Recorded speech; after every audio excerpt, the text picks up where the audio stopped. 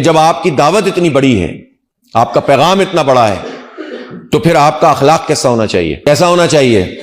اچھا ہونا چاہیے۔ اور آپ کا کردار کیسا ہونا چاہیے؟ یہ کردار اور اخلاق کیسے بنتے ہیں؟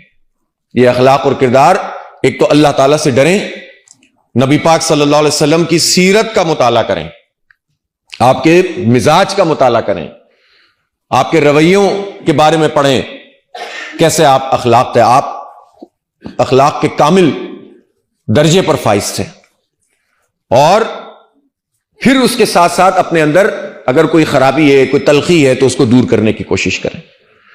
اور اپنے دوستوں، اپنے جماعت کے کارکنوں، ان میں تو آپ شفیق، محبت کرنے والے ہوں، عام لوگوں سے بھی اسی طرح سے رہیں، چاہے آپ کا بدترین مخالف ہی کیوں نہ ہو۔ وہ تو آپ کوئی اس میں تھوڑی ہے، وہ کہتے ہیں نا کہ وہ حلقہ یاراں تو بریشم کی طرح نرم، رزم حق و باطل ہو تو فولاد ہے مومن۔ اس کا مطلب یہ ہے کہ جو دوسری پارٹی کا بندہ ہے تو اس کے لیے فولاد ہے؟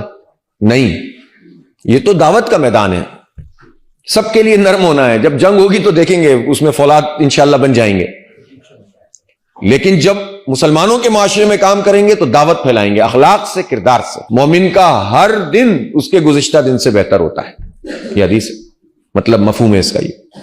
تو اس کا مطلب یہ ہے کہ اپنے اندر بھی بہتری پیدا کرنے کی کوشش کی جائے۔ دو چیزیں ایسی ہیں جس کو اختیار کرنا ہے اور پابندی کرنی ہے، ایک نماز اور قرآن پاک کی تلاوت۔ یہ لازمی حصہ، زندگی کھانے کی طرح کا حصہ ہے نا، جس طرح کھانا کھانا ہے تو کھانا ہے نا، پانی پینا ہے تو پینا ہے، تو نماز میں بھی کوئی چھوٹ نہیں ہے۔ اور قرآن پاک کو بھی جو نہیں پڑھنا جانتے، ہو سکتا ہے کسی کو نہ آتا ہو، جس عمر میں بھی ہیں آج سے آغاز کر دیں، کیونکہ قیامت کے دن اگر یہ حجت بن گیا قرآن تو پھر کیا کریں گے آپ؟ کوئی شرم نہیں ہے۔ آج اس شرمندگی سے بچیں جو قیامت کی شرمندگی۔ جو پڑھنا جانتے ہیں وہ اچھی طرح پڑھنے کی کوشش کریں، روز ایک رکوع پڑھیں، ترجمے سے پڑھیں، سیکھنے کی کوشش کریں، ایک تعلق ہونا چاہیے اس قرآن کے ساتھ۔ پھر ظاہر ہے جب آپ اجتماعی نظام میں کام کریں گے تو آپ لٹریچر بھی پڑھیں گے، تب اسٹڈی سرکل بھی ہوگا، اور بہت ساری چیزیں ہوں گی جو آپ اس کو اختیار کریں گے۔ تو اخلاق اور کردار، انسان دو چیزوں کا نام ہوتا ہے، ایک اس کی سوچ اور دماغ کام کرتا ہے، اور ایک دل کام کرتا ہے۔